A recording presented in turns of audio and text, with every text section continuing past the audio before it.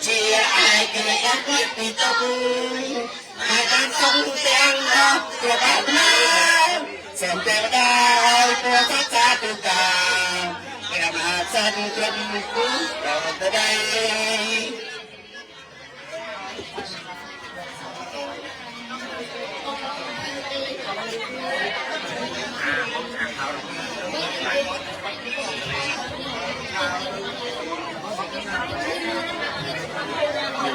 tham dự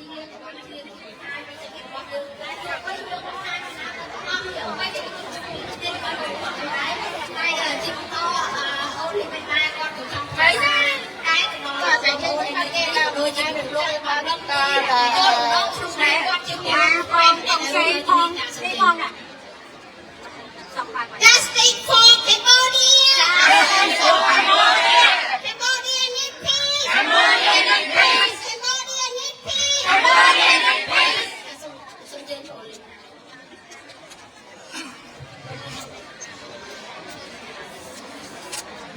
បាទសូមជម្រាបសួរបងប្អូនអរគ្នាបងឯងខ្ញុំជឿថាបងប្អូនអរគ្នាក៏មានអារម្មណ៍ដូចខ្ញុំដែរនៅពេលនេះខ្ញុំសូមបញ្ចេញនៅអារម្មណ៍របស់ខ្ញុំនៅពេលដែលខ្ញុំឃើញវៀតណាមកម្ពុជាយើង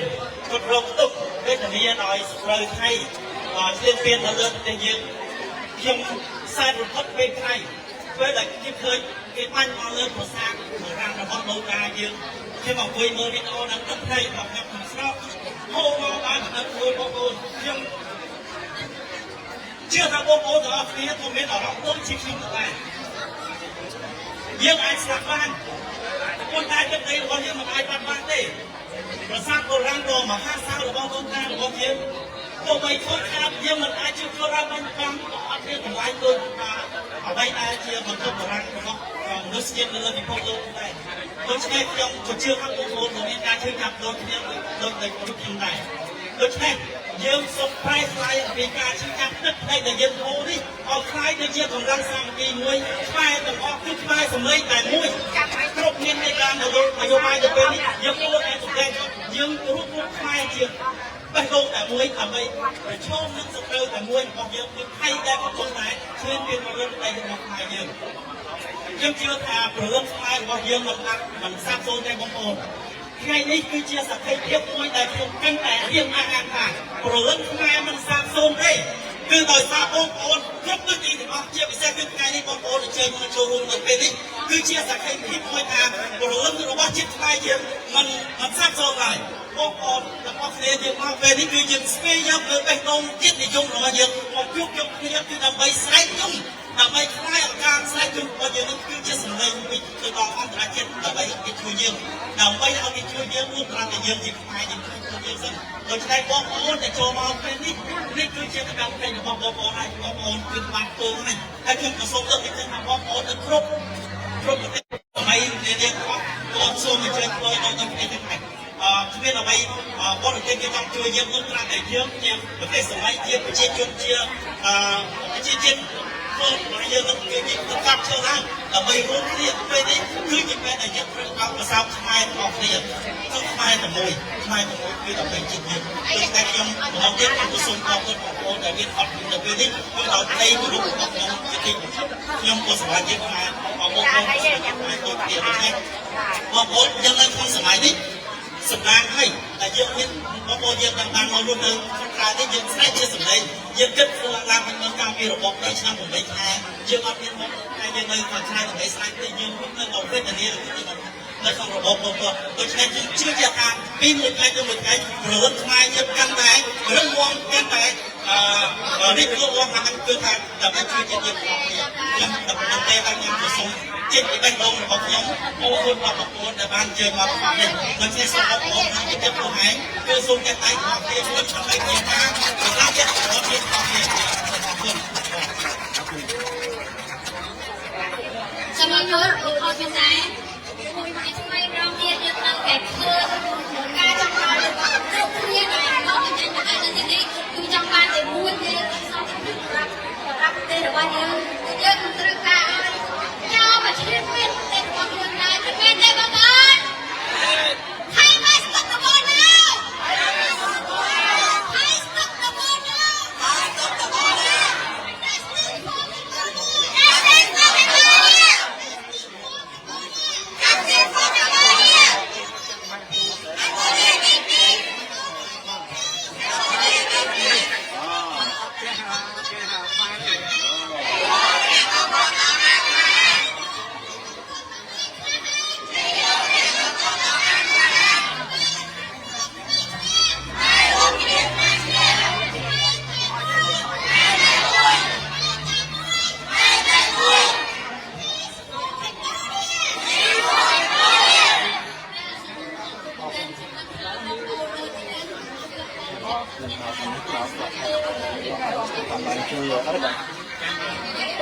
កាន់ទៅយើងដល់ព្រៃចេញកាន់ទៅយើងកាន់